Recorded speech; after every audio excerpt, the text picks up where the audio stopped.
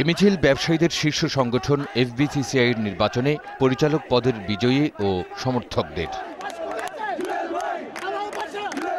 গেল রাত 11:30টার দিকে আগামী 2 বছরের জন্য নির্বাচিত পরিচালকরা উচ্ছ্বাস প্রকাশ করেন, জানান উন্নয়নে কাজ করার প্রত্যয়। আমরা জিবি মেম্বার আছি এখানে, ক্ষুদ্র এবং মাঝারি, তাদের জন্য আমার একটা প্ল্যানিং আছে। 4 লাখ টাকা যে লোনটা ছিল এটা আমি বর্ধিত করে ওদেরকে হেল্প করার জন্য চেষ্টা করব।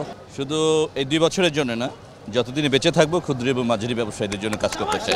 আগামী অর্থ বছরে নতুন ভ্যাট আইন ব্যবসা বান্ধব করতে ভূমিকা রাখার অঙ্গীকারও তাদের। ভ্যাটের যে সমস্যাটা, সে সমস্যাটা কতটুকু গভর্নমেন্ট করলো সেটা দেখার ব্যাপার আছে। সমস্যাগুলো চিহ্নিত করে আমাদের কমিটমেন্ট থাকবে এই সমাধান করার জন্য। 2041-কে আলোকে একই প্রোগ্রামে আমাদের ডিস্ট্রিক্ট চেম্বারসগুলোর ক্যাপাসিটি বিল্ডিং করে একসাথে কাজ করা প্রয়োজন। চেম্বার গ্রুপে একটি প্যানেলের প্রার্থীরা মনোনয়ন প্রত্যাহার করায় এবার কেবল অ্যাসোসিয়েশনের গ্রুপ থেকে পরিচালক নির্বাচনে ভোট হয়েছে।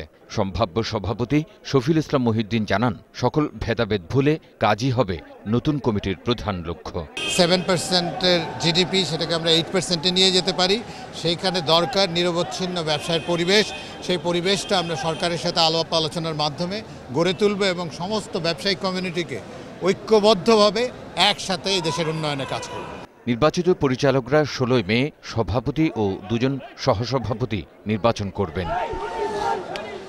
তৌহিদুর রহমান, 21 টেলিভিশন, ঢাকা।